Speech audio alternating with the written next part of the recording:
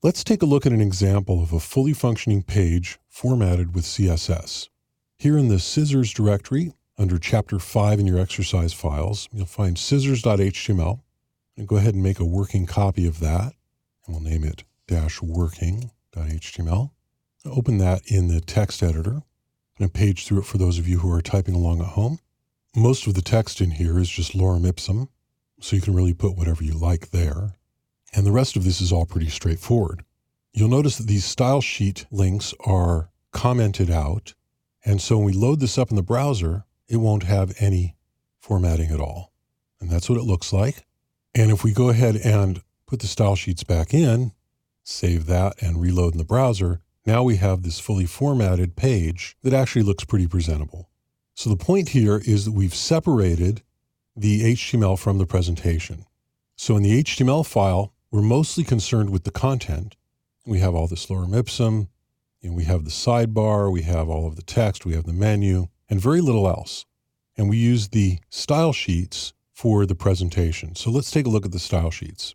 Main.css, this is the same one we've been using throughout this course. It's really just a reset, and it just has a few styles in it to put things in a known state as a starting point for the specific CSS. And in rps.css, RPS stands for rock, paper, scissors. If you'll notice in the HTML document, that's the name of the company, Rock, Paper, Scissors Corporation. So in the rps.css, this is actually quite a bit longer, and I'm going to page through this also for those of you who are typing along at home. Now we're going to look at this in a lot more detail. So first we set the body background color, and you notice in the document that's this brownish color out here. Then we set some defaults for the paragraphs. They have a line height of 1.4 times the size of the font and color black. And we set defaults for the header elements, H1, 2, 3, 4, 5, etc. They all get this font and this color and these margins, and you'll notice that H2 gets a different size and a different color. Then we have our links A and A hover. We have a clear style, and we have a formatting style for right flushed images. Then we have formatting for figures, and that's not actually used in this example. That'll be used later on in the course. And we have formatting for the nav. The nav section is the menu at the top here. And you notice that it goes all the way out left to right, and you see the width is 100% for the nav section. And if we look here in the HTML, you'll see our nav section right here, and that's our menu. ID top menu, and you see nav ID top menu.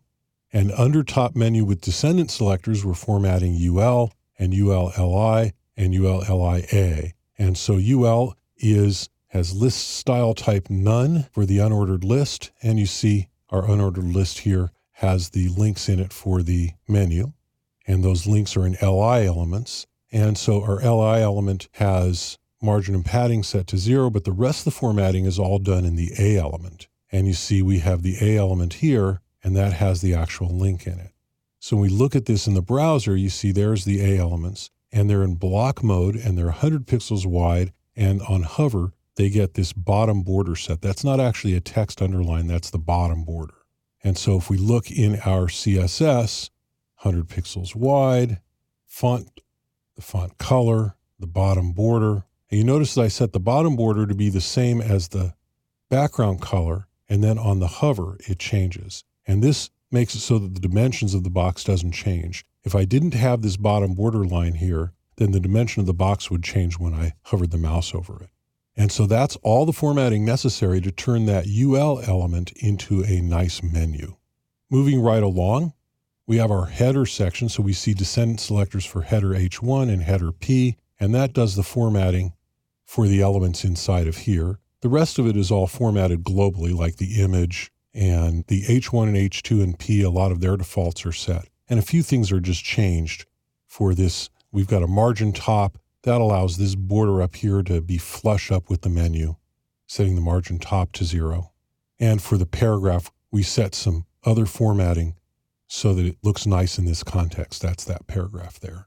Main div is actually outside of all of this. It starts here, and if I collapse this in the editor, you see it goes all the way down to the footer. It's really all of this document. And the whole purpose of main div here is to give us this nice cream background that goes behind all of the elements, including the sidebar and everything. So it's really just a formatting thing. And since it's a formatting thing, it doesn't have a semantic tag. We're just using a div.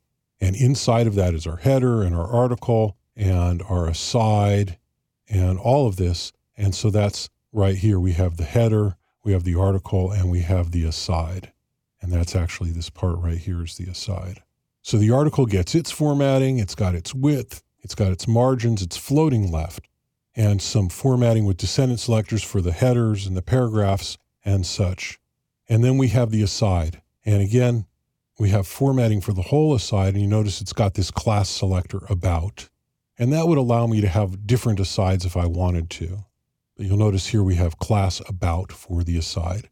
And we're using descendant selectors again to give it this different formatting for the H1, H2, P, and then the sections under the aside as well. You'll notice that inside here we have sections. We could have used class selectors for these, but this aside just has sections that are all the same. And this allows us to do some formatting specifically for those sections. You'll notice that each section has this border top, and that looks like this on the screen. So these are the sections. They have the border top at the top of them, those little lighter colored borders. And then we format the footer. It's got a background of 333 that's very dark. And so it looks almost black, but not quite. It's kind of a dark gray.